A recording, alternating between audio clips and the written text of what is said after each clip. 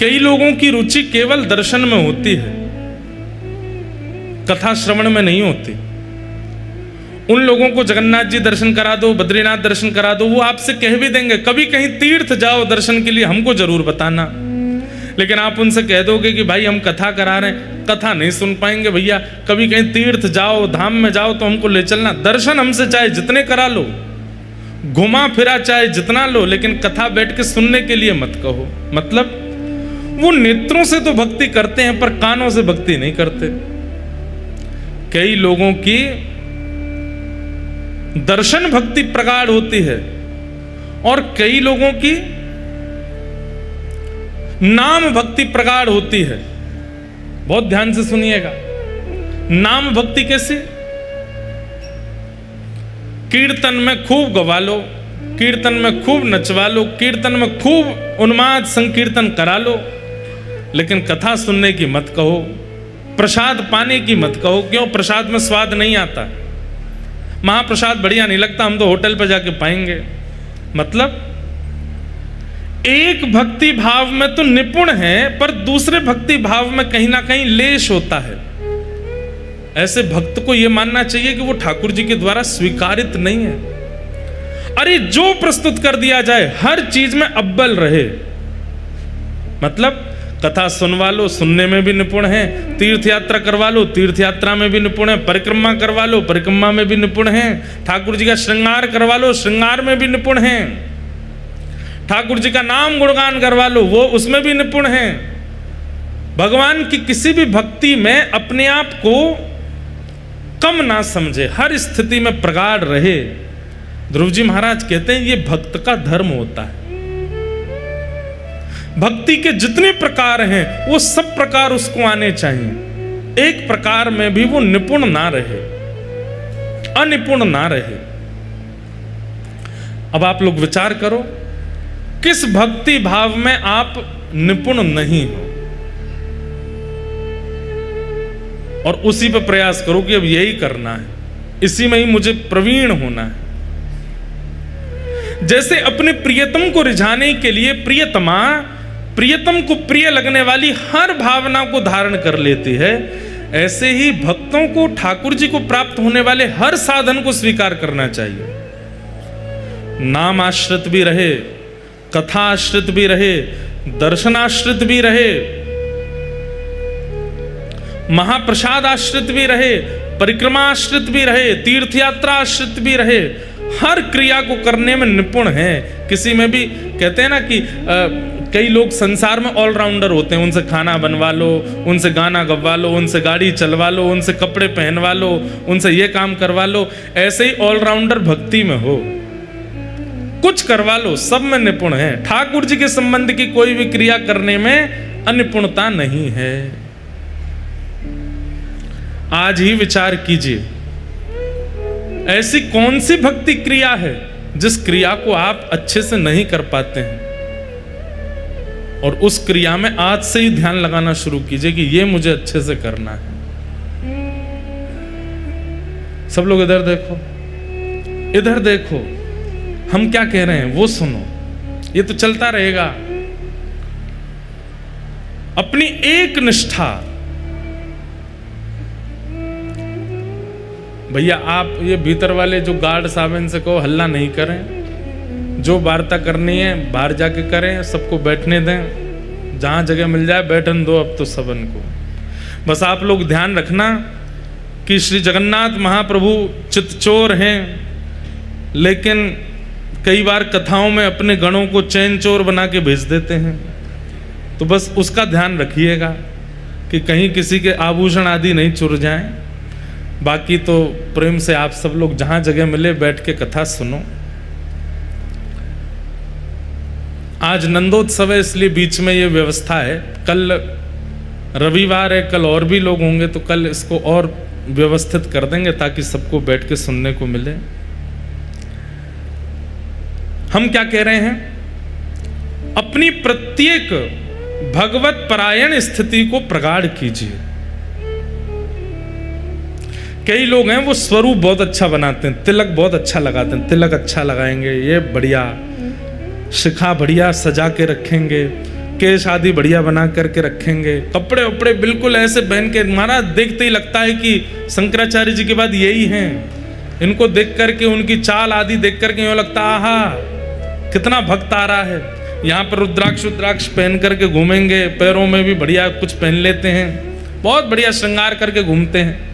अब आप श्रृंगार में तो निपुण हो, आप देखने में तो लग रहे हो कि ठाकुर जी के भक्तों पर, भीतर बिल्कुल भक्ति नहीं है। आपको कार्य करना चाहिए। भैया ठाकुर जी के हम हैं, ये केवल संसार को नहीं दिखाओ, ठाकुर जी को भी दिखाओ कि तुम उनके हो। आजकल प्रभाव बांटने में हम लोग इतने निपुण रहते हैं, सबको दिखना चाहिए कि मैं भक्त हूं। सबको तो दिख गया, जगन्नाथ जी कह रहे हैं मोह तो पता ही नहीं चली कि तू मेरा भक्त है। कभी तेने भजन नहीं कियो, कभी तेने मेरे दर्शन नहीं किए, कभी तेने महाप्रसाद नहीं पायो, और ये पूरी दुनिया ऐसे ही गा रही है कि तू मेरा भक्त है।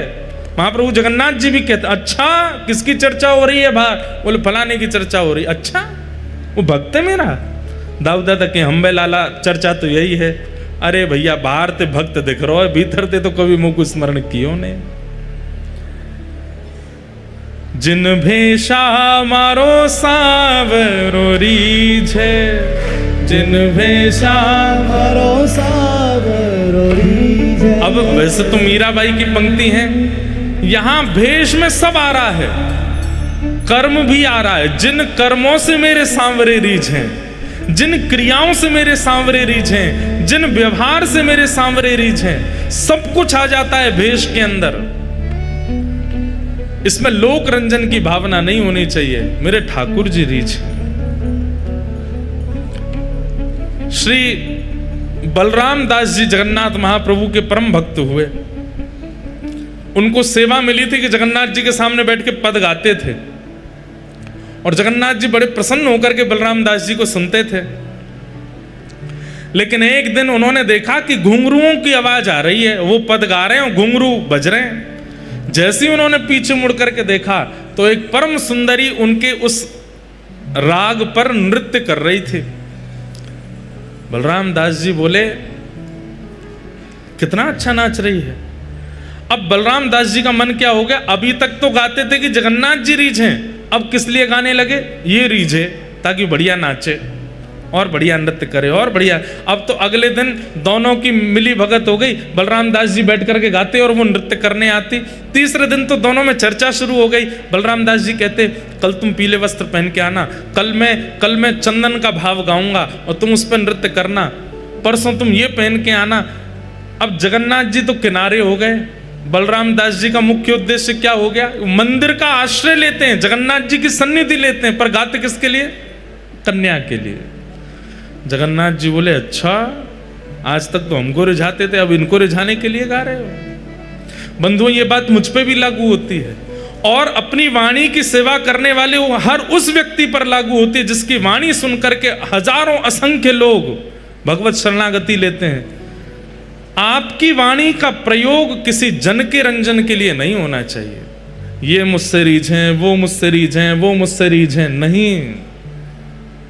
मैं ऐसी बात कहूं कि मेरी बात सुन के इन सबके चित्त से जगन्नाथ जी रीझें, इन सबके चित्त का भाव ऐसा बने। नहीं तो जो बलराम दास जी के साथ हुआ वो मेरे साथ भी होगा। अब मेरे मन में भाव आ जाए, एक व्यक्ति विशेष के लिए मैं कथा कहने लग जाऊं कि ये रीझना चाहिए, ये रीझेगा तो ये भी कथा कराएगा, ये कथा कराएगा तो इतनी दक्षिणा देगा, उसी समय कथा का भाव नष्ट हो जाएगा, एक व्यक्ति भी परिवर्तित नहीं हो पाएगा। इसलिए कोई प्रशंसा वाली बात नहीं। हमको कोई बोलता है ना आज कथा में ये आने वाले हैं, आज कथा में ये विशिष्ट व्यक्ति आएंगे, आज कथा में मुख्यमंत्री जी आने वाले हैं, तो हम कह देते हैं कथा के विश्राम में आ जाएंगे। क्यों? क्योंकि मध्य में आए और सन्मुख बैठे, कहीं मेरे मन में भाव आ गया कि इनको ये बात समझ में आनी चाहिए, तो कथा उनके लिए हो जाएगी, वो नहीं होना चाहिए। विश्राम में आ जाए। लोक रंजन नहीं, जन रंजन नहीं, हरि रंजन होना चाहिए। ठाकुर जी रीझे। अरे भैया 5 लोग आपके कथा सुनकर के आनंदित हो गए, रीझ गए।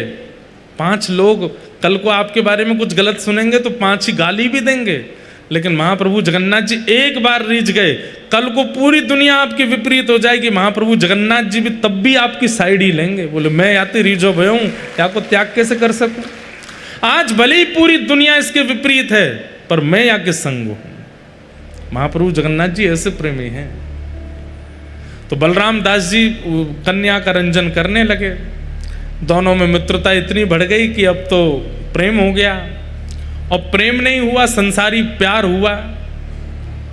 अब तो मंदिर जाना भी बंद कर दिया, कभी समुद्र के तट पे घूम रहे हैं, कभी कहीं घूम रहे हैं, कभी कहीं डोल रहे हैं। अब पुजारी लोग प्रतीक्षा करते, बलराम दास अब सेवा करने नहीं आता। चर्चा हो गई पूरी जगन्नाथपुरी में कि वो तो अब दूसरे मार्ग पर चला गया है। लेकिन एक दिन, जिस दिन रथ यात्रा होनी थी, उस दिन अचानक सुबह उठे बलराम दास जी, सोचने लगे आज रथ यात्रा है। मेरा बालपन से एक सौभाग्य रहा कि मैं बचपन से ही महाप्रभु जगन्नाथ जी के सामने गाता हूं, और मेरे गायन के बाद ही रथ खिंचता है, और मैं अभी तक सो रहा हूं, अभी तक पड़ा हूं। ये मेरा जीवन को क्या हो गया, ये मेरे व्यवहार को क्या हो गया? मैंने महाप्रभु जगन्नाथ जी की जगह किसी और को प्रधानता दे दी। और उसी समय मन, ठाकुर जी कहते हैं ना, नमे भक्त्या प्रणश्यति। इस बात को ध्यान रखिएगा, एक बार कोई ठाकुर जी की शरणागति ले लेता है, उसके बाद अगर उस भक्त का पतन भी होता है तो ठाकुर जी कुछ शिक्षा दिलाने के लिए पतन करा रहे हैं, लेकिन उसको बचा लेंगे, ये बात निश्चित है। ये बात निश्चित है। आपने एक बार यदि हृदय से जगन्नाथ जी को पा लिया है, एक बार हृदय से जगन्नाथ जी को पुकार लिया है, उसके बाद यदि आपका पतन भी हो रहा होगा, चिंता मत करना, महाप्रभु जी बचा लेंगे। वो पतन इसलिए करवा रहे हैं कि आपको कुछ शिक्षा मिले। बलराम दास जी को आज बोध हुआ कि मैंने क्या किया। जो राग, जो सेवा, जो गायन, जो स्वर महाप्रभु जी के लिए था, उससे एक जन का रंजन करने लगा मैं। दौड़ करके गए रथ यात्रा के आगे गाने के लिए, लेकिन आज पुजारियों ने उनको बैठने नहीं दिया। बोले कि अरे तुम अपने पद से भ्रष्ट हो चुके हो, तुमको अधिकार नहीं महाप्रभु जी के सामने गाने का, जाओ उसी के सामने गाओ जिसके सामने गाते हो। बहुत रोए, समुद्र के तट पर आकर के बालुका के रथ बना करके और श्री बालुका के ही जगन्नाथ जी विराजमान कर दिए और कहे महाप्रभु जी मुझसे अपराध हो गया। आपको रिझाने के लिए गाता था, पर एक अन्य को रिझाने के लिए गाने लगा, मुझसे अपराध हो गया। मेरी ये सेवा बचपन से चली आई है रथ यात्रा के आगे गाने की, लेकिन आज वो सेवा पूरी नहीं हो पाई। कृपा करके इस बालुका के रथ में ही मेरी सेवा को स्वीकार करो। और जैसे ही गाना प्रारंभ किया, महाप्रभु जी का रथ रुक गया। सबने आके प्रणाम किया, बोले जय जय, लाखों लोग रथ खींच रहे हैं, आप आगे क्यों नहीं बढ़ते? महाप्रभु जी कहने लगे क्योंकि मेरी रथ यात्रा तो आज समुद्र के तट पर बलराम दास कर रहा है, मेरा रथ वहां चल रहा है, आज मेरी रथ की सेवा वहां हो रही है। वहां से बलराम दास को लेकर के आओ, जब वो मेरे सन्मुख आके बैठेगा तब मेरा रथ आगे बढ़ेगा। बलराम दास जी को लेकर के आए और महाप्रभु जी का रथ बढ़ा। कोई भी भावना, कोई भी भाव, कोई भी हृदय के वस्तु, उसमें एक ही भाव हो। हमारी प्रत्येक क्रिया हरि प्रसन्नता के लिए हो जाए। ध्रुव जी महाराज अपनी स्तुति में यही भाव प्रकट कर रहे हैं, योन्तः प्रविश्य मम वाच मिमां प्रसुप्तां संजीवयत्यखिल शक्तिधर स्वधाम्ना अन्यांश हस्त चरण श्रवणत्वगादीन प्राणान नमो भगवते पुरुषाय तुभ्यम। अपनी प्रत्येक इंद्रिय से ठाकुर जी को प्रणाम करना चाहिए। जिस इंद्रिय से आप ठाकुर जी का स्मरण नहीं करते हैं, पाप भी उसी इंद्रिय से आपके भीतर प्रविष्ट होते हैं। आप केवल दर्शन में रुचि रखते हैं, प्रसाद में रुचि नहीं रखते, तो निश्चित है जिह्वा से ही पाप भीतर जाएगा। आप दर्शन में रुचि रखते हैं, प्रसाद में रुचि रखते हैं, लेकिन कथा श्रवण में रुचि नहीं रखते, तो निश्चित है पाप प्रविष्ट यहीं से होगा। आप दर्शन में रुचि रखते हैं, प्रसाद में रुचि रखते हैं, श्रवण में भी रुचि रखते हैं, लेकिन ठाकुर जी की सेवा नहीं करते, तो निश्चित है कि आपके हस्त कमल ही पाप के मार्ग पर आपको ले जाएंगे। आप दर्शन में रुचि रखते हैं, श्रवण में रुचि रखते हैं, प्रसाद में रुचि रखते हैं, सेवा भी करते हैं, लेकिन प्रदक्षिणा नहीं करते हैं, तो आपके चरण ही पाप मार्ग की ओर ले जाएंगे। आप प्रदक्षिणा भी करते हैं, सेवा भी करते हैं, दर्शन भी करते हैं, श्रवण भी करते हैं, महाप्रसाद भी, लेकिन दंडवत प्रणाम नहीं करते, तो किसी भी इंद्रिय से, गुप्तांगों से, गुप्त इंद्रियों से आप पाप के भागी बन सकते हो। इसलिए सर्वांगीण अंग ठाकुर जी के सन्मुख अर्पित कर दो और किसी भी इंद्रिय को ठाकुर जी से दूर मत रहने दो। ये आज्ञा किसकी है? श्री ध्रुव जी महाराज की। अन्यांश हस्त चरण श्रवणत्वगादीन, त्वचा से भी भजन करो, ये कह रहे हैं। त्वचा से भजन कैसे करो?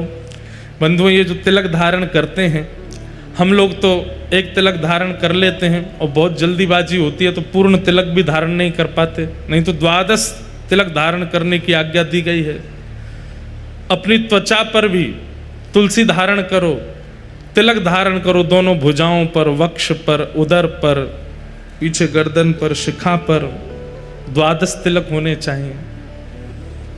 इन अंगों पर, इस त्वचा पर धोती धारण करना, बगलबंदी धारण करना, भगवत प्रसाद माला धारण करना, यह भी त्वचा से किया गया भगवत भजन है।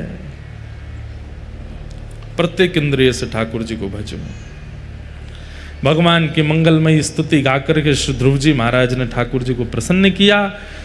भगवान वहां से प्रस्थान कर गए। ध्रुव जी महाराज ने 36,000 वर्ष तक पृथ्वी पर राज्य किया। तत्पश्चात मृत्यु के सिर पर अपना पाद प्रहार करते हुए वैकुंठ को प्रस्थान कर गए। और आज भी ध्रुव जी महाराज पूरे विश्व को दर्शन देते हैं श्री ध्रुव लोक के रूप में, जिसे हम ध्रुव तारा कहते हैं। वास्तव में ध्रुव लोक है, वहां पर ध्रुव जी महाराज विराजमान है। ऐसा भजन किया ध्रुव जी महाराज ने कि उनको लोक की प्राप्ति हो गई। और ऐसा कहते हैं कि प्रलयकालीन समय में ब्रह्म लोक भी डूब जाता है, लेकिन ध्रुव लोक का कभी प्रलय नहीं होता। ध्रुवलोक सदा वैकुंठ की तरह विराजता है। कई भक्तों को ठाकुर जी जिन्हें वैकुंठ प्रदान नहीं करते, उन्हें ध्रुवलोक प्रदान कर देते हैं। अच्छा, हमारे पूज्य नाना जी एक बात कहते थे कि ध्रुव तारा का दर्शन हमेशा नहीं होता, ब्रह्म मुहूर्त में ही होता है। और ध्रुव तारे का जो स्वरूप है वो थोड़ा गोल्डन कलर का होता है, बाकी तारे आपको सफेद दिखाई देंगे, पर ध्रुव तारा थोड़ा आपको स्वर्ण के तरह टिमटिमाता है ध्रुव तारा। हमारे पूज्य नाना जी कहते, लाला जिस भोर में काय को दिखे। मैंने कहा आप बताओ। तो कहते कि ठाकुर जी का नियम है, जैसे ठाकुर जी का नियम है कि ठाकुर जी मंगला में बद्रीनाथ में होते हैं, राजभोग में जगन्नाथ में होते हैं, फिर सभा देखने के लिए ठाकुर जी द्वारिका जाते हैं, और शयन के लिए ठाकुर जी रंगनाथ जाते हैं। ऐसे ही ठाकुर जी का भक्त लोकों का भी समय है। भक्त लोकों में ठाकुर जी जाते हैं, शिवलोक भी जाते हैं, ब्रह्मलोक भी जाते हैं, वैकुंठ लोक भी जाते हैं। पर जब हमारा ब्रह्म मुहूर्त होता है उस समय ठाकुर जी ध्रुवलोक जाते हैं, इसलिए ध्रुव तारा उसी समय दिखता है। तो ब्रह्म बेला में ध्रुव तारा का दर्शन करना मतलब आप साक्षात हरि को देख रहे हैं। उस समय हरि वहां विराजमान है। उस समय हरि कहाँ है? ध्रुवलोक में, उनका आप दर्शन कर रहे हैं।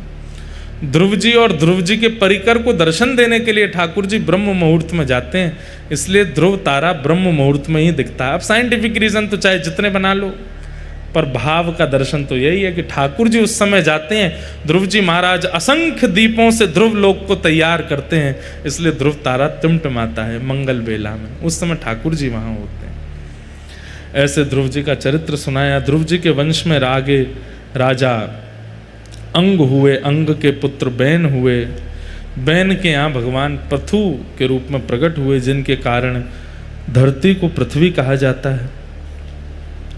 भूगोल खगोल का वर्णन, नरकों का वर्णन करते हुए अजामिलोपाख्यान सुनाया गया। तत्पश्चात वृत्रासुर नाम के भक्त की कथा आई, जिन्होंने अपने स्तुति में भगवान को अति प्रसन्न किया।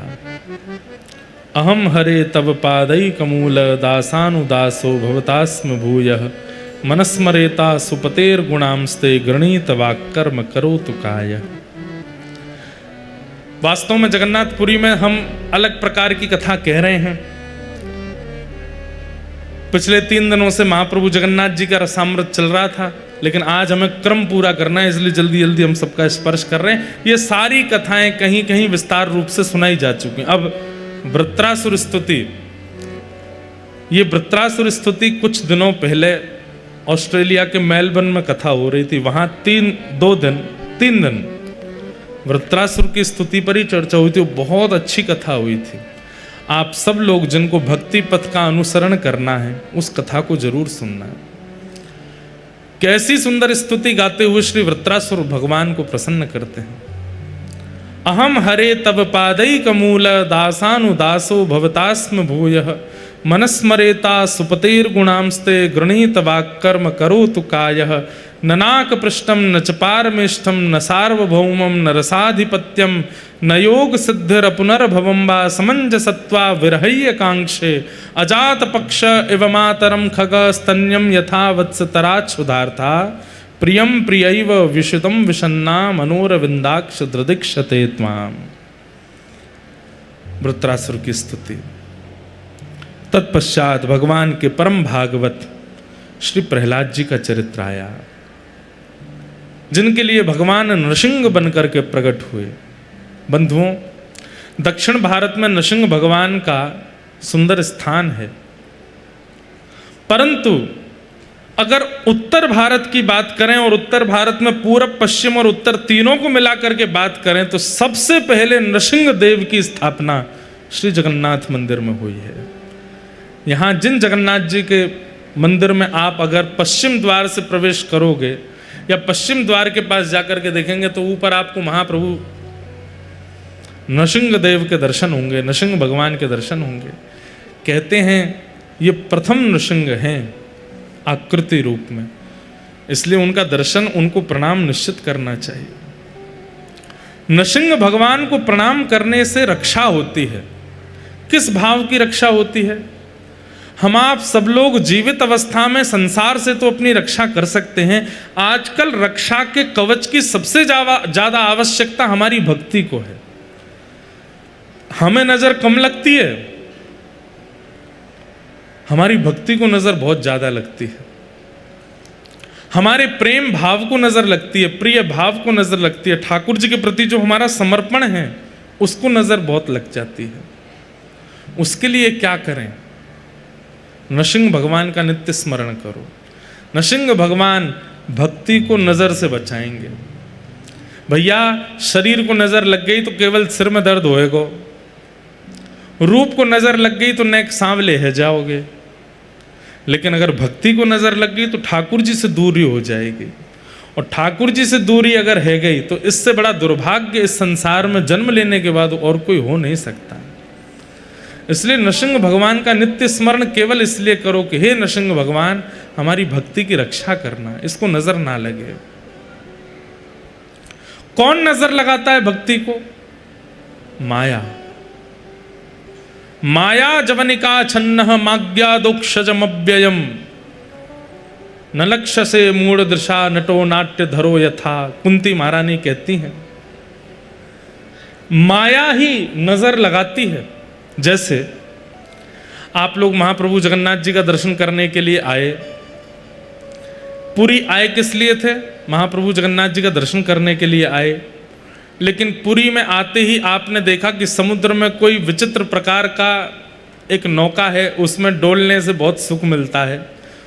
तो महाप्रभु जगन्नाथ जी पीछे हो गए, वो मायावी कोई आकर्षण आपको अपनी ओर खींच ले गया, समझ लो भक्ति को नजर लगी है।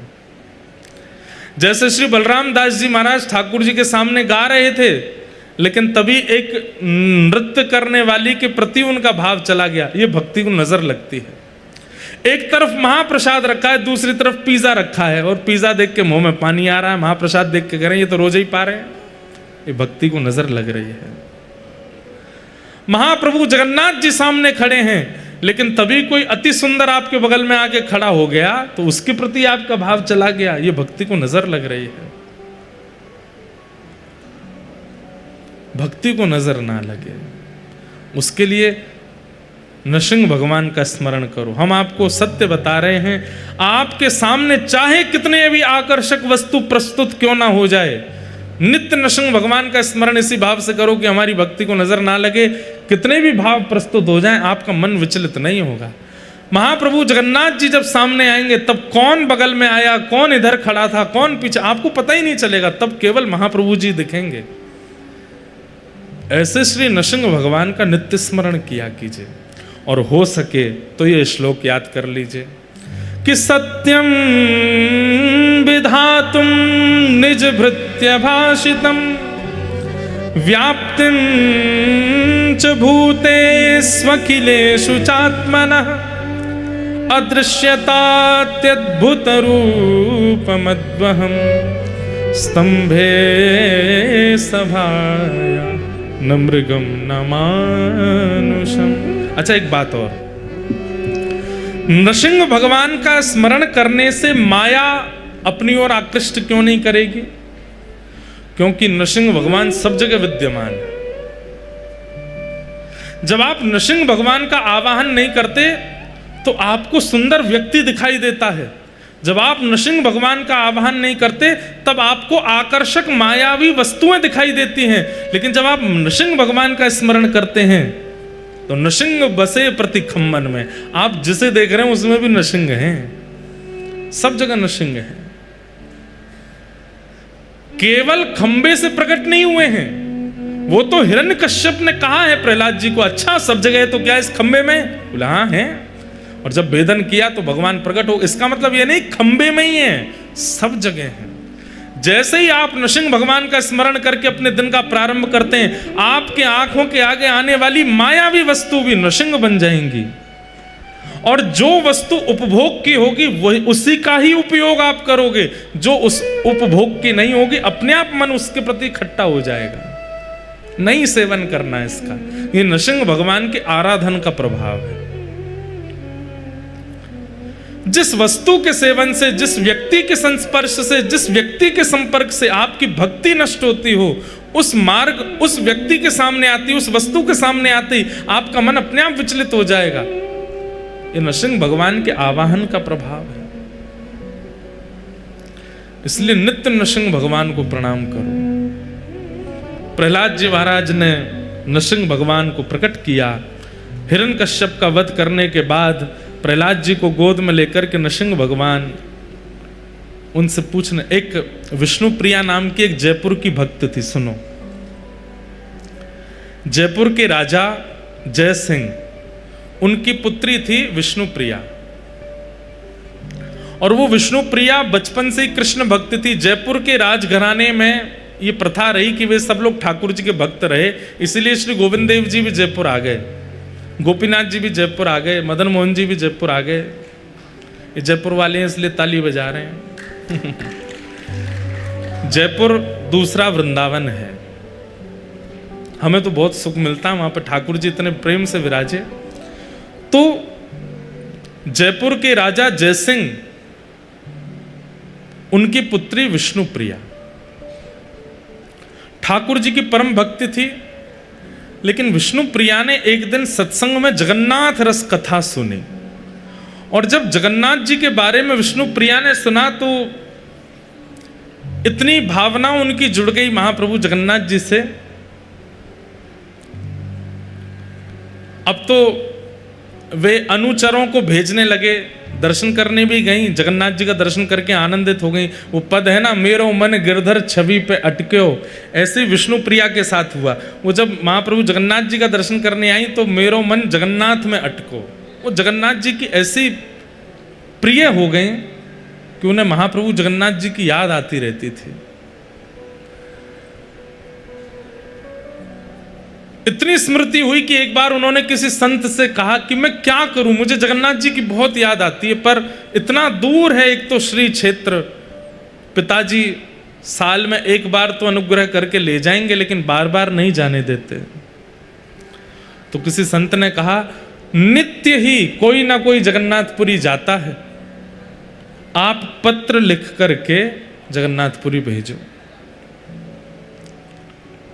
विष्णु प्रिया ने पत्र लिखे और उन पत्रों में अपना प्रेम प्रकट किया जो वो जगन्नाथ जी को कहना चाहती हैं, और उन समस्त पत्रों को इकट्ठा करती रहीं कि जब कोई मिलेगा कि जगन्नाथपुरी जा रहे हैं तो उसको दे देंगे।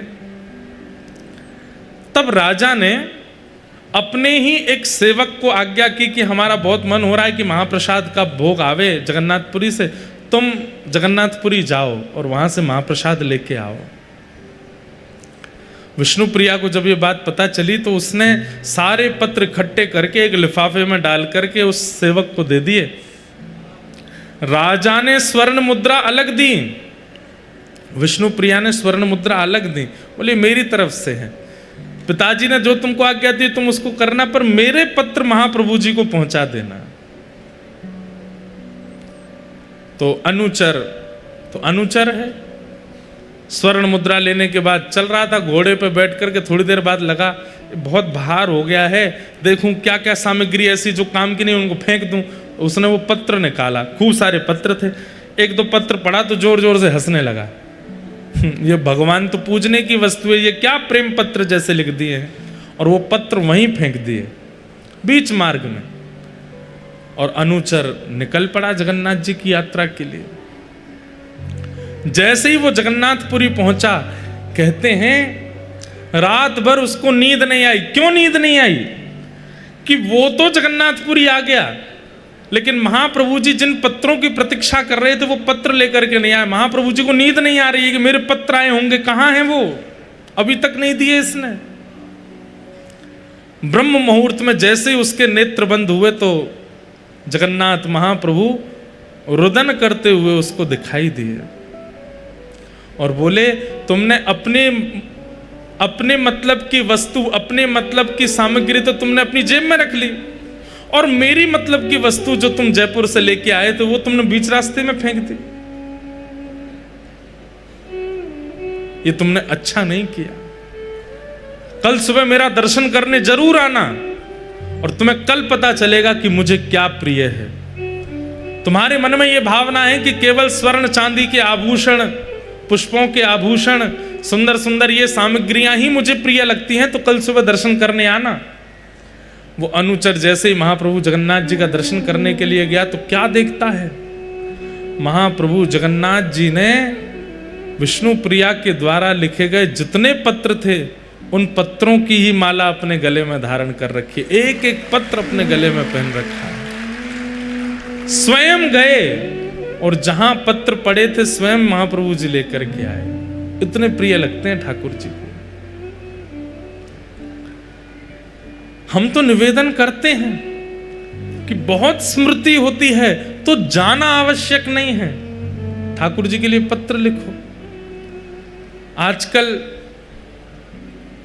अब ठाकुर जी पे व्हाट्सएप तो है नहीं कि आप जगन्नाथ जी को व्हाट्सएप कर दो, इंस्टाग्राम डीएम कर दो, फेसबुक पे भेज दो, कुछ पत्र लिखो और महाप्रभु जी को भेजो। हम आपसे सत्य कह रहे हैं, महाप्रभु जी पढ़ते हैं और पढ़ करके आपके समस्त भावों को स्वीकार करते हैं। बस प्रस्तुत करने वाला होना चाहिए। प्रहलाद जी महाराज ठाकुर जी से अति प्रसन्न है। ठाकुर जी ने अपनी गोद में प्रहलाद जी को बिठा करके कहा कि प्रहलाद यदि आने में विलंब किया हो तो क्षमा करना। प्रहलाद जी महाराज बोले नहीं प्रभु, आपने विलंब नहीं किया है, आप तो अपने समय से पधारे, पर मैंने ही शायद याचना में थोड़ा विलंब किया, इसलिए आपको आने में समय लगा। भगवान ने प्रहलाद जी को आश्वासन देकर के, अपनी भक्ति का वरदान देकर के वहां से प्रस्थान किया। बोलो नृसिंह भगवान की। तत्पश्चात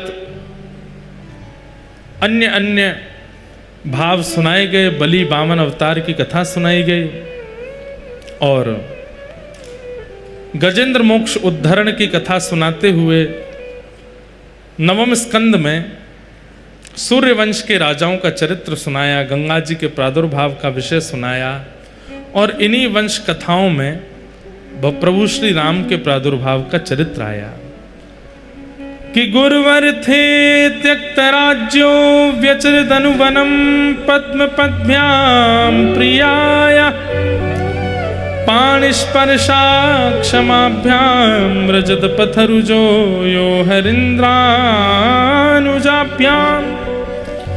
वैरूप्या शूर्पणख्या प्रिय विरहरुष रोपितब्रूबिजम्भ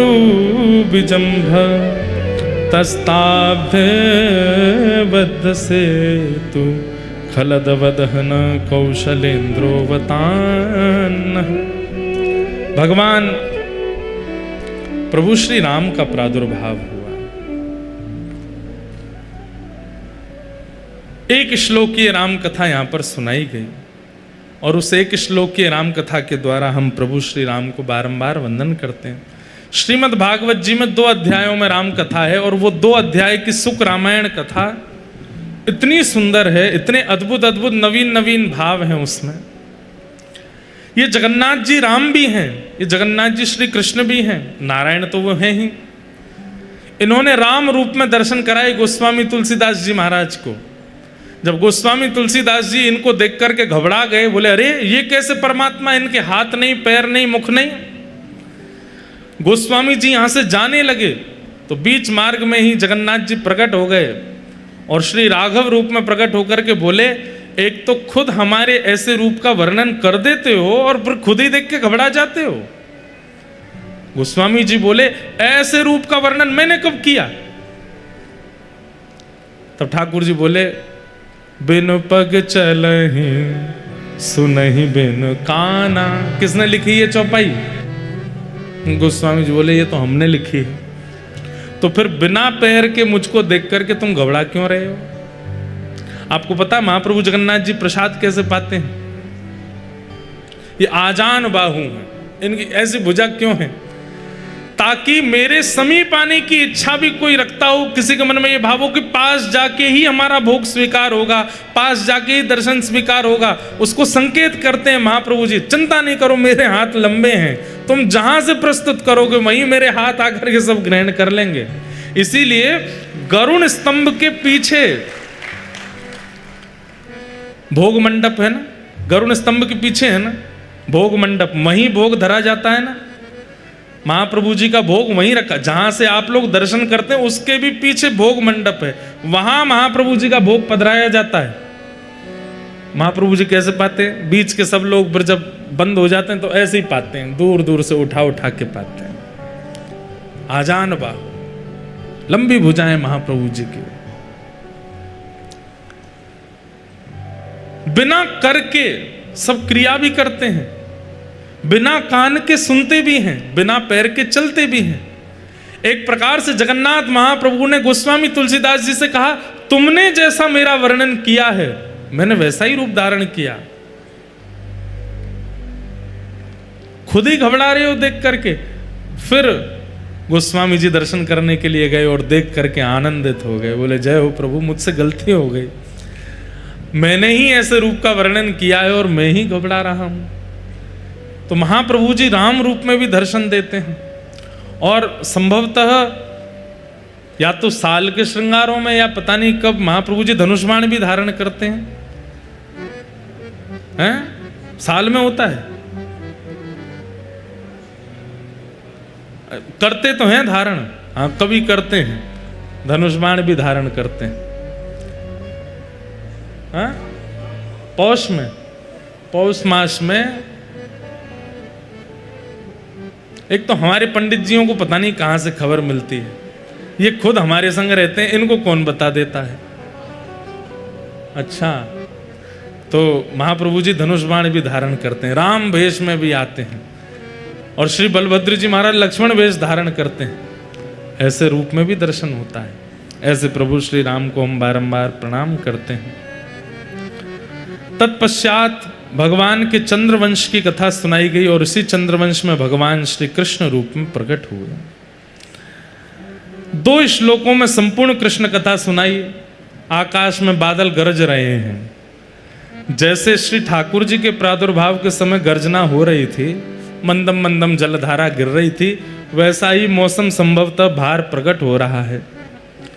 हमें आवाज आई है 1-2 बादलों के गरजने की, तो संभवतः ये केवल कथा प्रवचन मात्र नहीं हो रहा है, ये माहौल बन करके मानो महाप्रभु जगन्नाथ जी उसकी स्वीकृति भी दे रहे हैं कि तुम यहाँ जन्म करो, हम जन्म के समय की पूरी व्यवस्था भी कर देंगे।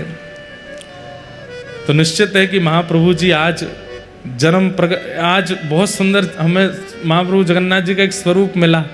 कैमरा वाले भैया दिखाओ, भागवत जी के इस तरफ बैठे, अब दिखेगा तो पीछे वालों को, जो आगे वाले वो ऐसे देख लो। छोटे से जगन्नाथ जी कैसे बढ़िया लंबोदर बन के बैठे हैं, प्रेम से हाथ में शंख और चक्र लेकर के, कितना सुंदर स्वरूप है। आहा, सुख आसन में बैठे। कोई 1 महीने की ऐसी तिथि आती है, उन तिथि में माँ यशोदा ही महाप्रभु जगन्नाथ जी की रसोई बनाती हैं। उस समय लक्ष्मी जी कहते हैं, लक्ष्मी जी मायके गई हैं, पुरुषोत्तम मास, पौष मास, उसमें यशोदा मैया रसोई बनाती हैं और रात्रि 2:30-3 बजे ही महाप्रभु जी बाल भोग पा लेते हैं। मेरे मन में ऐसी भावना आई, 2:30-3 बजे क्यों बाल भोग पाते होंगे? तो मन में ऐसी भावना आई कि श्री यशोदा मैया जब रसोई संभालती हैं तो महाप्रभु जी लाला बन जाते होंगे, और बालकों का स्वभाव होता रात में 2 बजे उठ कर रोते हैं, भूख लगी कुछ खवाओ तो उठ के महाप्रभु जी थोड़े रोदन करते होंगे, मैया अब पत्नी वारे नहीं, अब मैया वारे। 1 महीना यशोदा मैया ही सेवा में रहती हैं रसोई घर की। और कहते हैं कि प्रथम पक्षी के चहकने से पहले महाप्रभु जी बाल भोग कर लेते हैं। उसके पीछे कारण तो यहाँ का कुछ होगा, पर मुझे ऐसा लगा इतनी रात्रि में महाप्रभु जी क्यों पा लेते हैं? तो भाव आया कि छोटे लाला बन जाते होंगे यशोदा मैया को देख के। तो लाला का तो स्वरूप होता है, बालकों का तो स्वभाव होता है, रात्रि में रोते हैं, फिर माँ उठ करके दूध पिलाती है, कुछ खिलाती है, बालक को भूख लगी। तो ऐसे ही महाप्रभु जी भी प्रथम पक्षी की चहक होने से पहले ही बाल भोग पा लेते हैं। और यहाँ के सब सेवायत बताते हैं, बोले कि आप महाप्रसाद बाकी के दिन पाओ, और जब महाप्रभु जी की रसोई यशोदा जी सिद्ध करती हैं तब आप प्रसादी पाओ। ऐसी अद्भुत प्रसादी बनती है, हर भाव में ऐसा लगेगा कि लाड़ प्यार से बनाई गई है सामग्री। जगन्नाथ जी के बड़े विलास हैं, यहाँ रहना है तो यहाँ की सेवा पद्धति और यहाँ के जो महाप्रभु जी के विलास हैं उनके ऊपर ही कथा हो। यहाँ की एक एक सेवा पद्धति। अब अधर चुंबित माला है, एक माला ठाकुर जी धारण करते हैं, वो बिल्कुल अधर के पास से निकलती है, उसका भाव एक अलग है। यहाँ नाका चना धारण करते हैं, उसका भाव अलग है। यहाँ पर जो पुष्प धारण करते हैं उसका भाव अलग है। हाथ में जो बड़ श्रृंगार में 5 उंगलियां बना देते हैं पुष्पों से, उसका भाव अलग है। ऐसी पोशाक पहनते हैं, उसका भाव अलग। ये पोशाक, इस प्रसाद का भाव क्या है, इस भोग का भाव क्या, हर चीज में एक भाव छिपा है। यहाँ पर मन माने तरीके से सेवा नहीं होती ठाकुर जी की, और प्रत्यक्ष लीला यहाँ महाप्रभु जी कर रहे हैं, वो लीला ही सेवा के रूप में यहाँ घटित होती है। हमारा तो मन है थोड़े और बड़े बूढ़े हो जाएंगे तब एक बार निवास करना, 365 दिन एक एक सेवा देखनी है महाप्रभु जी क्या करते हैं, कैसे करते हैं। अभी तो हम बालक हैं, ऊधमी हैं, कथा करते हैं, ऊधम मचाते हैं, आनंद करते हैं। जब थोड़े गंभीर हो जाएंगे तो फिर ऐसा 4 महीने कभी बद्रीनाथ में, 4 महीने द्वारिका में, 4 महीने जगन्नाथपुरी में, 4 महीना दक्षिण भारत में चातुर्मास कथा किया करेंगे। और वहाँ पर पूरी सेवा पद्धति जो स्थान की है, प्रथम दिन से लेकर के विश्राम दिवस तक क्या क्या सेवा कैसे होती है, सबका आस्वादन करना है। शरीर काय के लिए मिला है? हमने अपनी सेवाएं बना ली हैं। जे गाड़ी खरीदनी है, ऐसो घर बनाना है, जे बारे कपड़े खरीदने, इतने पैसा कमाने हैं, इससे संबंध बनाना, उससे संबंध बना। अरे इतना समय कैसे मिल जाता है? ठाकुर जी के विलास में पूरा जीवन व्यतीत कर दो। कैसे कर रहे हैं ठाकुर जी लीला, क्या सेवा पद्धति है। वृंदावन में तो रहते ही हैं, वहां के तो सब भाव दिखते ही हैं। राधा वल्लभ जी की सेवा पद्धति, राधा रमण जी की सेवा पद्धति, बिहारी जी की सेवा पद्धति, उसका तो सुख मिलता ही है। पर वही राधा वल्लभ जी जब जगन्नाथपुरी में आते हैं तो यहाँ कैसी सेवा कराते हैं, उसका भी आस्वादन होना चाहिए, सुख मिले। हम तो कह रहे हैं जितने युवा हैं इतना पैसा कमाओ, धन धान्य कमा के बैंक बैलेंस पूरे अथाह भर लो, और उसके बाद फिर हमारे संग हो लेना। पैसा यहीं खर्च करेंगे, 50 के आगे के जो वन है ना, 51, 52, 53, ये वनों में ही निकालेंगे। जगन्नाथ वन में, बद्रिकाश्रम वन में, श्री द्वारिका वन में, दक्षिण भारत के वन में, सब ठाकुर जी के विलासों का चिंतन करेंगे और सब जगह घूम घाम के फिर हमारी आयु हो जाएगी 70 के आसपास, फिर अखंड वृंदावन में ही रहेंगे। फिर तो राधा रमण जो छोड़ दे कहीं नहीं जाएंगे। फिर तो बिहारी अंतिम घूम घाम के हम लोग ऐसी नदी हैं, ये समुद्र में नहीं मिलेंगे, लौट करके वृंदावन में ही मिलेंगे। सब जगह घूम घामने के बाद में वृंदावन छोड़ और कहाँ जा सकते हैं। पर अवसर मिले तो इस सब तीर्थों का आस्वादन करना चाहिए। यहाँ का एक अपना सुख है। आज तो नंदोत्सव है, कल रात्रि में पता है क्या हुआ? कल हम यहाँ ध्वजारोहण करके ठाकुर जी का, फिर एक कथा में गए, उसके बाद जीयर स्वामी मठ में कल प्रसादी थी। तब समय देखा, हमने कहा अभी 7:45 हो रहे हैं, 15 मिनट का समय है, क्या करें। वहाँ सब व्यवस्था प्रमुख पहुँच गए थे, तो हम बीच रास्ता से ही जीयर स्वामी मठ के सामने ही श्री गंभीरा है, जहाँ श्री चैतन्य महाप्रभु विराजे। कल रात्रि हम वहाँ चले गए। वहाँ जाकर के मैं तो बैठा था, देख रहा था, पहली बार गंभीरा बाहर से तो देखा, भीतर गए, भीतर जाकर के बैठे, थोड़ी देर वहाँ चिंतन करने लगे। चैतन्य चरितामृत में गंभीरा में जो स्थिति पड़ी है उसका वर्णन हम कल करेंगे कथा में। आज तो उत्सव है, उत्सव होने दो। जैसा नाम गंभीरा है ना, वैसे लीला भी बड़ी गंभीर है। श्री चैतन्य महाप्रभु का ऐसा भावावेश है वहाँ का। तो जब मैं वहाँ दर्शन कर रहा था तो मैं चिंतन कर रहा था कि ये वही गंभीरा है जहाँ महाप्रभु जी आर्तनाद करते थे।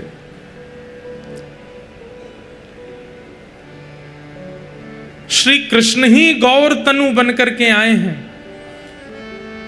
और श्री राधा भाव हृदय में धारण करके कृष्ण विरह का आस्वादन कर रहे हैं। चैतन्य चरित्र को समझना भी सामान्य बात नहीं है। तो कल रात्रि जब हम वहां गए तो मैंने कहा, महाप्रभु जी कहाँ लेटते थे, कहाँ बैठते थे, कहाँ, तो उसका बाह्य दर्शन करके तो नहीं लग रहा था कि ये वही गंभीरा होगा, क्योंकि वह तो अभी भी वैसा ही, पर थोड़ा व्यवस्थित था। महाप्रभु जी इतनी व्यवस्था में तो नहीं रहे होंगे।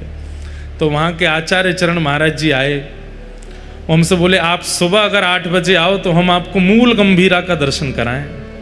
मैंने, महाराज जी कल तो प्रभात फेरी है, मैं मूल गंभीरा का दर्शन करने कैसे आऊँ? परसों आ जाऊँगा। परसों बोले हम भुवनेश्वर जा रहे हैं।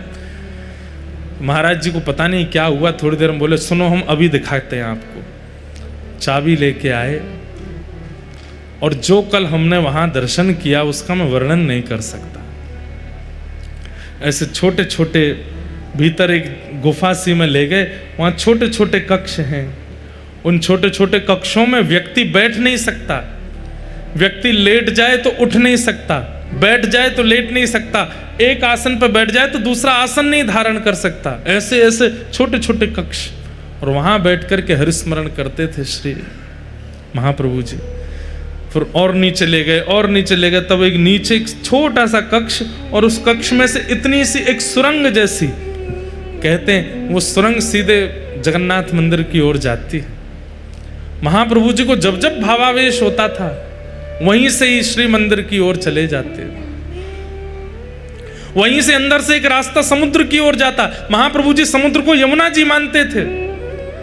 कभी कभी महाप्रभु जी को ऐसा भावावेश होता कि आज ठाकुर जी की नौका विहार हो रही है और नौका में सब गोपी चढ़ गई हैं, मैं अकेली रह गई हूं। दौड़ते और श्री समुद्र में, गहरे समुद्र में पहुंच जाते। तब पीछे सब उनके भक्तजन जाते, महाप्रभु जी को वहां से लेकर के आते। अद्भुत है चैतन्य चरित्र। तो कल गंभीरा का दर्शन हुआ, और गंभीरा दर्शन करने के बाद में कल हमारा सिर इतना भारी हो रहा था रात को। आप सब प्रसाद पाए, उसके बाद भी रात में बहुत देर तक निद्रा नहीं हुई। 2 बजे तक तो हम सिर ही बांधते रहे कि कैसे भी ये कम हो। फिर मन में चिंतन हुआ कि ऐसा कुछ किया तो है नहीं, ये सिर दर्द इतना क्यों हो रहा है, औषधि के बाद भी खत्म नहीं हुआ। तब पता क्या अनुभव हुआ, हमारी भक्ति की इतनी योग्यता नहीं कि हम ऐसे स्थान का आस्वादन उस स्थान पर बैठ के कर सकें। वहां भक्ति की ऊर्जा इतनी प्रगाढ़ थी कि हमारी भक्ति की साधना इतनी योग्य ना होने के कारण शरीर उस योग्यता को सहन नहीं कर पा रहा था। तब रात्रि में महाप्रभु जी को प्रणाम किया और प्रणाम करके कहा, हे महाप्रभु जी, मैं योग्य तो नहीं था उस स्थान पर जाकर के भजन, वो वहां इतना भजन किया है, इतना हरिस्मरण किया है, इतना विरह विलाप किया है, हमारे चित्त में उसकी छींट भी नहीं है और हम उस स्थान पर बैठ करके चले आए हैं। तो फिर उस स्थान की जो ऊर्जा है वो हमारे चित्त में समा नहीं पाई, इसलिए तन विपरीत पीड़ा हो रही थी। तो रात्रि में जगन्नाथ जी से प्रार्थना की कि अगली बार ऐसे महापुरुषों के स्थान पर जाने से पहले खूब नाम करेंगे, खूब भजन करेंगे और खूब गुरु आराधन करेंगे, तभी जाएंगे, नहीं तो नहीं जाएंगे। आज कृपा करो। तब जाकर के थोड़ा 3 बजे जाके फिर सो पाए। हमारी इच्छा तो बहुत होती है कि हम आचार्य चरणों के स्थान को देखें, आचार्य चरणों के पादुका देखें, आचार्य चरणों का भाव देखें, आचार्य चरणों की लीला सुनें। परंतु याद रखिएगा, अगर उस लीला के योग्य नहीं हुए और उस लीला में प्रवेश करने का भाव रखा तो शरीर विपरीत अवस्था में चला जाएगा।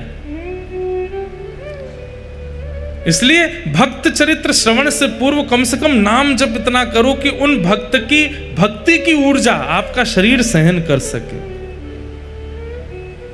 कल रात में गंभीरा का दर्शन हुआ, आप सब लोगों को भी अवसर मिले जाइएगा। जहां जीयर स्वामी मठ में कल प्रसाद, तो वहीं सामने ही गंभीरा है, और वहां जाके वहां के ठाकुर जी का दर्शन और जाकर के कम से कम अधिक से अधिक माला महामंत्र की कीजिएगा। वहीं श्री चैतन्य महाप्रभु विराजे।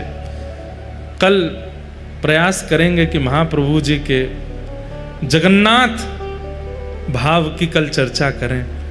श्री जगन्नाथपुरी में रथ यात्रा कैसे करते थे, यहाँ पर कैसा भावावेश उनको होता था, उसका उन सबका चिंतन कल करेंगे। 9वें स्कंद में संपूर्ण कृष्ण कथा सुनाकर के शुकाचार्य जी शांत हो गए। परीक्षित जी महाराज ने चरणों में प्रणाम करते हुए कहा, हे प्रभु, आप कृपा करके विस्तार से मुझे यह लीला सुनाइए। तब विस्तार से सुना रहे हैं कि कथितो वंश विस्तारो भवता सोम सूर्ययो राज्ञां चोभय वंशानां चरितं परमाद्भुतम् वसुदेव गृहे साक्षात् भगवान् पुरुषः परः जनिष्यते तत्प्रियार्थं सभवन्तु सुरस्त्रियः।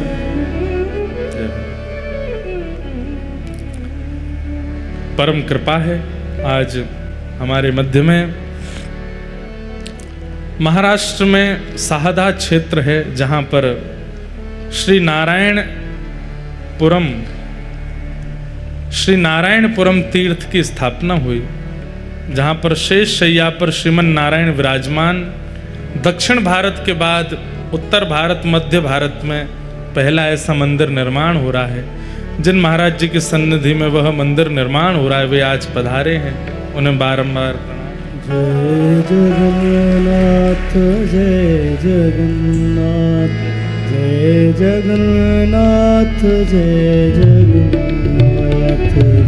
जगन्नाथ जय जगन्नाथ जय जगन्नाथ जय मेरे जगन्नाथ मेरे जगन्नाथ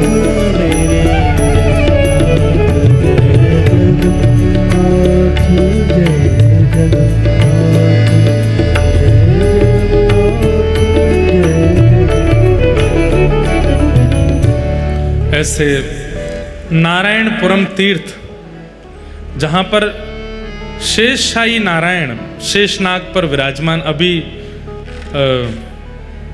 खरगोन में कथा थी, यहाँ से पूर्व वहाँ विश्राम दिवस कथा पूरी करके हम दर्शन करने गए साहदा महाराष्ट्र में। शेषशाही नारायण भगवान, अभी मंदिर निर्माण चल रहा है। हमारे परम पूजनीय श्री लोकेशानंद जी महाराज हम सबके मध्य में आज पधारे हैं। आप सब श्रोताओं की ओर से पूज्य महाराज जी को बारंबार प्रणाम, बारंबार वंदन। अद्भुत नारायण भगवान का स्थान है।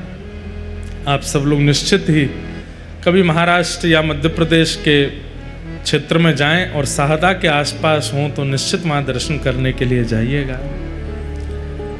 बार बार याचना करने पर श्री शुकाचार्य जी ने परीक्षित जी महाराज को अब कृष्ण लीला में प्रवेश कराया। भगवान ने स्पष्ट आकाशवाणी करते हुए कहा है, बहुत ध्यान से सुनो। वसुदेव गृहे साक्षात भगवान पुरुष पर जनिष्यते तत्प्रियार्थम सबवन्तु सुरस्त्रिय।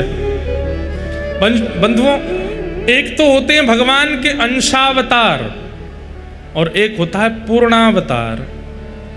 अंशावतार में ठाकुर जी अपने अंश के रूप में प्रकट होते हैं। पूर्णावतार में स्वयं श्रीमन नारायण ही अवतार धारण करते हैं, स्वयं श्रीमन नारायण ही आते हैं। इसलिए श्री कृष्ण रूप में अंश नहीं आए हैं भगवान के, स्वयं श्रीमन नारायण ही कृष्ण रूप धारण करके पृथ्वी पर धराधाम पर प्रकट हुए हैं। ए सवै भगवान साक्षात दद्यो नारायण पुमान। भीष्म पितामह कहते हैं, अरे पांडवों, तुम जिनकी छत्र छाया में महाभारत युद्ध लड़ रहे हो, ये कोई सामान्य नहीं है, ये कोई अवतार नहीं है। ए सवै भगवान साक्षात, साक्षात परमात्मा है जो तुम्हारे रूप में आए हैं।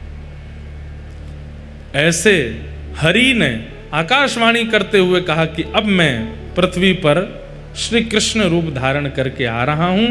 आप सब पृथ्वी को आश्वासन दो कि वो चिंता ना करे, उसके भार को हल्का हम करेंगे। और यहाँ दुष्ट कंस अपनी बहन देवकी का विवाह वसुदेव जी से करते हैं और वसुदेव जी के विवाह देवकी से हो जाने के बाद आज कंस जैसे ही रथ आरूढ़ होकर के उन्हें विदा करने के लिए जाता है, उसी समय आकाशवाणी होती है कि इन्हीं का, जिन बहन को तुम विदा कर रहे हो, इन्हीं का 8वां गर्भ तुम्हारा काल होगा। ये बात सुनते ही अपनी बहन का वध करने के लिए तलवार उठा ली। वसुदेव जी ने चरण पकड़े, जितनी संतान होगी हम सब तुम्हें दे देंगे, इन्हें छोड़ दो। वसुदेव जी की बात मान करके कंस ने 6 बालकों की हत्या की। 6 बालकों को जन्म देती गई देवकी मैया, 6 बालकों को मार दिया। 7वें बालक के रूप में श्री बलराम जी महाराज पधारे। कुछ दिन देवकी मैया के गर्भ में रहे, उसके बाद योग माया के आश्रय से भगवान ने उन्हें रोहिणी मैया के गर्भ में स्थानांतरित किया। कई लोग प्रश्न करते हैं, भगवान है, उनको आश्रय की क्या आवश्यकता? योग माया देवी का आश्रय ठाकुर जी क्यों लेते हैं? सब लोग ध्यान से इधर देखो।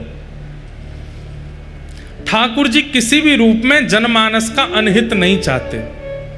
ठाकुर जी कहते हैं कि भैया ये जरूरी नहीं है कि सबकी पूर्ण निष्ठा मेरे में ही बने, लेकिन अब जीवन निकल जाएगा, मुझ में निष्ठा बन नहीं पाई, और उनके चित्त का जो व्यवहार था वो देवी में निष्ठा लेने वाला था। तो किसी ना किसी रूप में मान लीजिए कि आपने 10 रुपया हमारे परिकर के व्यक्ति को दिए, बढ़ते बढ़ते 1 रुपया तो मेरे तक आ ही जाएगा ना। ठाकुर जी ने मन में विचार किया कि किसी की पूर्ण निष्ठा मुझ में नहीं हो पा रही है, तो कम से कम मेरे ही विलास रूप देवी देवताओं का वो पूजन करेंगे, तो उनके समीप जो वो भक्ति प्रदान करेंगे उसका कुछ अंश तो मुझ तक आएगा, उनका कल्याण तो होगा। अब कई लोग हैं उनकी देवी में ज्यादा निष्ठा है, कई लोग हैं उनकी शैव में ज्यादा, शिव में ज्यादा निष्ठा है। हम चाहे जितना उनके सामने प्रस्तुत कर दें कि भाई जगन्नाथ ही प्रधान हैं, और आप तो उस भूमि में बैठे हो जहां पर गणपति भट्ट आए थे, जो कि गणेश जी के अलावा किसी को भगवान ही नहीं मानते थे। जब वो जगन्नाथपुरी आए तो दर्शन करने के लिए जाने लगे, तो उन्होंने किसी से पूछा, ये इस मंदिर में गणेश जी विराजमान है ना? किसी ने कहा, अरे तुमको किसी ने पागल बना दिया, गणेश जी नहीं है यहाँ, तो ठाकुर जी हैं। बीच लाइन में से ही भाग गए, बोले मैं दर्शन करने नहीं जाऊंगा, मैं तो गणेश जी के अलावा किसी को देखता ही नहीं हूं। उनकी निष्ठा पर जगन्नाथ जी इतने रीझ गए, बोले बताओ, इसको ये पता चल गया कि मैं गणेश नहीं हूं, तो बीच लाइन से भाग गया। महाप्रभु जी छोटे से बालक का रूप धारण करके गए, समुद्र के तट पर बैठे थे गणपति भट्ट, बालक ने जाके कहा, आपने दर्शन किए? अरे मैं दर्शन क्यों करूंगा, मैं तो केवल गणेश जी को देखता हूं। अरे तो वही तो कह रहा हूं, दर्शन किया आपने? बोले यहां तो श्री कृष्ण है, उनके दर्शन में क्यों करूंगा? अरे नहीं, कृष्ण नहीं है, गणेश ही है। बोले मुझे तो कोई बोला कि कृष्ण है। बोले कृष्ण नहीं है, किसी ने बहका दिया है। यहां भीतर मंदिर में गणेश जी ही विराजमान है, आप जाओ, जाके दर्शन करो। गणपति भट्ट बोले, अगर मैंने अन्य देव का दर्शन किया तो मेरी निष्ठा टूट जाएगी, मैं केवल गणेश को ही भगवान मानता हूं। तो भगवान जगन्नाथ जी बालक बन के गए, उनको बोले एक काम करो, आंख पर पट्टी बांध के चले जाओ, दर्शन मत करना, स्पर्श करके देख लेना, सूंड दिख जाए, कान अनुभव हो जाए, लंबोदर लंबा लंबा पेट अनुभव आ जाए तो समझ जाना कि गणेश जी हैं। और जैसे तुमको विश्वास हो जाए छू करके कि गणेश जी हैं, तो आंख की पट्टी खोल लेना। अब भाई इतनी दूर आए हो तो दर्शन तो करो ना। गणपति भट्ट बोले कि हाँ बात तो सही है। पट्टी बांध करके जैसे ही गए जगन्नाथ जी के आगे, नाक पे हाथ धरा तो लंबी सूंड, कान पे हाथ धरा तो लंबे लंबे कान, पेट पे हाथ धरा तो लंबोदर। विश्वास हो गया, अरे ये तो मेरे गणेश जी हैं। अरे कहां तक गए, जब प्रणाम किया पट्टी लगी में ही, तो जगन्नाथ जी भी सूंड से गुदगुदाने लगे सिर को, ऐसे ऐसे करने लगे। आहा, इनके मन में तो हो गया ये तो मेरे गणेश जी ही हैं, देखो कैसे अपनी सूंड से मेरा सिर कर रहे हैं। जैसी पट्टी खोल के देखी, ना तो सूंड है, ना कान है, ना पाँव। जगन्नाथ जी खड़े सामने और मंद मंद मुस्कुरा और रहे, ले कर लिए दर्शन मेरे, ले आयो तो खींच के। गणपति भट्ट रोने लगा, मेरी निष्ठा टूट गई, मैं तो गणेश जी को इस सर्वस्व मानता था। महाप्रभु जगन्नाथ जी प्रकट हो गए, उसको हृदय से लगाया, अरे भैया इतना रोए मत। बोले आप गणेश नहीं हो, मैंने आपके दर्शन क्यों किए? भगवान बोले देख ज्यादा हल्ला नहीं कर, नहीं तो अभी दिखा दूंगा कौन हूं मैं। ये पूरा विश्व मेरा विलास है, प्रत्येक देवी देवता में मेरा वास है, सब देवी देवता मेरा ही स्वरूप हैं। बस किसी की निष्ठा देवी में ज्यादा होती है, किसी की निष्ठा किसी देव में ज्यादा होती है, इसलिए मैं परेशान नहीं करता कि मेरे पास ही आओ, भजो तुमको जो भजना है, पर मेरे विलास युक्त जितने देवी देवता हैं उन्हीं को भजो, अन्यत्र नए बना करके मत भजना, नहीं तो गति नहीं होगी तुम्हारी। तुम गणेश में और मुझ में अंतर मत मानो, श्री गणेश भी मेरा ही विलास है। तो योग माया का आश्रय श्री कृष्ण रूप में ठाकुर जी ने रासलीला में लिया, योग माया उपाश्रिता। और यहां बलराम जी महाराज का स्थानांतरण हुआ देवकी मैया के गर्भ से रोहिणी मैया। यहां पे भी कहते हैं कि योग माया ने आकर के संकर्षण किया। क्यों? ठाकुर जी मीन नहीं है, मतलब ही नहीं है ठाकुर जी कि सब मुझे ही भजो। ठाकुर जी सबको उचित क्रेडिट देते हैं। तो देवी से कहा कि देखो अब ये काम तुम करो। क्या करो? बोले हमारे बड़े भैया पहुंच गए देवकी मैया के गर्भ में, ये जन्म लेते ही मार देंगे कंस को, क्रोधी हैं, इनको आप रोहिणी मैया के गर्भ में भेजो। और रोहिणी मैया के पूर्व जन्म की तपस्या भी है, उन्होंने संकर्षण भगवान को अपने पुत्र रूप में मांगा है, तो आप इनको स्थानांतरित करो। तब योग माया से बलराम जी महाराज कुछ महीने देवकी मैया के गर्भ में रहने के बाद रोहिणी मैया के गर्भ में विराजमान। इसलिए बलराम जी दोनों के लाला हैं, देवकी के भी लाला है, रोहिणी के भी लाला है। कंस को खबर मिली कि 7वां बालक गर्भ में ही नष्ट हो गया, 8वें बालक के रूप में ठाकुर जी पधार रहे हैं। भादों का महीना, गड़गड़ करके मंदम मंदम जलधारा, ऊपर आकाश से मंदम जलधारा गिर रही है। भैया ने कहा बूंद गिर रही है बाहर, हैं? बधाई हो। आ गए जगन्नाथ जी, देखो क्या सुंदर, 3 दिन से कितनी धूप निकल रही है, आज ठाकुर जी मंदम मंदम जलधारा गिर रहे हैं। शाम को भी गिर सकते थे, लेकिन ठाकुर जी को भी पता है कथा सुबह होती है, सुबह ही बरस लो। आज तो भैया उत्सव मनाने के बाद हमारा मन ऐसा हो रहा, अगर धूप नहीं निकली, ऐसा ही मौसम रहा, तो उत्सव करने के बाद यहां से सीधे सब लोग पैदल चलेंगे, सीधे समुद्र देव में ही स्नान करेंगे। लेकिन भैया हमारी बात सुनो, समुद्र में नहाने तुम मत जाना, कोने में ही बैठ जाना, वही नहा जाएंगे आपको। पता चली 2-4 श्रोता चले गए, चौथे दिन ही हमारे पहुंच गए वैकुंठ लोक में। ऐसा नहीं करना, अपने ध्यान से जाना। उपद्रवी लोगों को अपने बगल वालों की सौगंध है, वहां ऊधम मचाने वाले हमारे साथ नहीं जाएंगे। प्रेम से वहीं तट पर बैठेंगे, धीमी धीमी लहरों में स्नान कर लेंगे। अगर मौसम ऐसा ही धूप निकल आई तो नहीं जाएंगे। अगर धूप नहीं रही तो मंदम मंदम समुद्र लहरों में स्नान करने, समुद्र देव को भी बधाई देने जाएंगे। ससुर जी को बताने जाएंगे, लो तुम्हारे जमाई राजा हुए आज कथा में। तो मौसम तो हो ही गया है। भादों का महीना, मंदम मंदम जलधरा, पवन ऐसी सुगंधित बह रही है, धीमी धीमी सौंधी सौंधी मीठी मीठी पवन बह रही है। सब गहरी निद्रा में सो गए हैं और उसी रात्रि में देव की मैया के गर्भ से शंख चक्र गदा पद्म धारण करके भगवान नारायण ही श्री कृष्ण रूप में प्रकट हो गए हैं। बोलो बाल कृष्ण लाल की जय, श्री जगन्नाथ महाप्रभु की जय, जय श्री राधे। आज थानापति महंत श्री कुंभ भारती जी महाराज जूना अखाड़ा श्री हरिद्वार से पूज्य महाराज जी पधारे हैं। महाराज जी को बहुत बहुत वंदन। जय।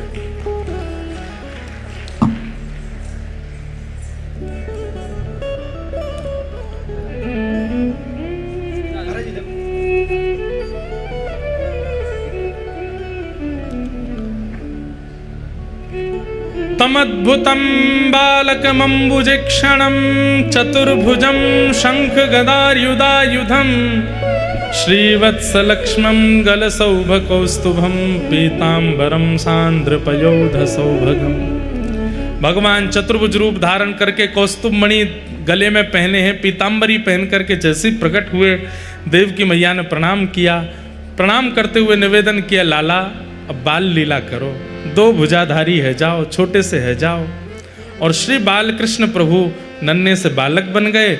वसुदेव जी को आज्ञा की कि मुझे ले जाओ और गोकुल में जाकर के यशोदा मैया के बगल में सुवाए दो, वहां लाली ने जन्म लियो है, वाय लाए करके कंस को दे दो। वो साक्षात योग माया है और वही योग माया कंस को सद्बुद्धि प्रदान करेंगी। वसुदेव जी महाराज लाला को लेकर के गोकुल की ओर गए और गोकुल में जाकर के सोती भई यशोदा मैया के बगल में लाला सुवाए दिए और लाली लाए करके कंस को प्रदान कर दी। अष्टभुजी देवी भद्रकाली के रूप में वो लाली प्रकट हो गई। कंस को बता दिया तुम्हारे शत्रु कृष्ण ने तो जन्म ले लिया। अब यहाँ ब्रजमंडल में महाराज सबन को लगवे लगी कि अब के लाला होए गो। नंदा सुनंदा दोनों सवेरे सवेरे पहुंच गई और जैसे ही जाए करके देखी यशोदा मैया के बगल में नीलमणि जैसे बाल कृष्ण प्रभु लेटे हैं। लेकिन यो ना पता चल रही कि लाला की लाली 21 बार हरिशरणम को जाप करके जैसे ही चद्दर हटाए करके देखी महाराज है गया है गया है गया है गया है गया है गया है गया है गया है गया है गया। एक दूसरे को मोहबंद क्यों, हल्ला मत कर, भाभी जी सो रही हैं। सबसे पहले ये खबर मैया से भी पहले पिताजी को मिलनी चाहिए। देखो बादल भी कह रहे हैं गए हो। महाराज जैसे ही बाहर निकली हैं पूरे वृंदावन गोकुल ब्रजमंडल में हल्ला मचाती जा रही हैं, है गयो है गयो है गयो है गयो है गयो। सब ब्रजवासी अपनी अपनी अटारीन पे खड़े है पूछ रहे हैं, अरे कहाँ भयो, पूछो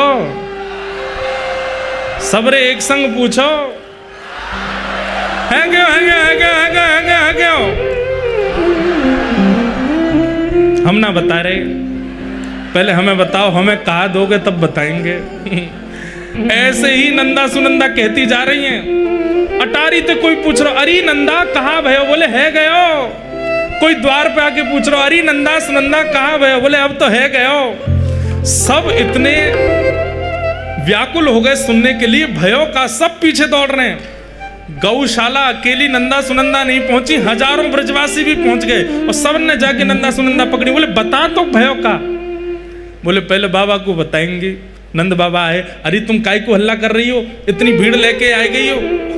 बाबा हम भी तो यही पूछ रही हैं। पूरा दिन ने कर गए हो, सब जगह हल्ला करती आ रही है क्यों बताई ना रही भयो का। दोनों के नेत्र आंसुओं से भर गए।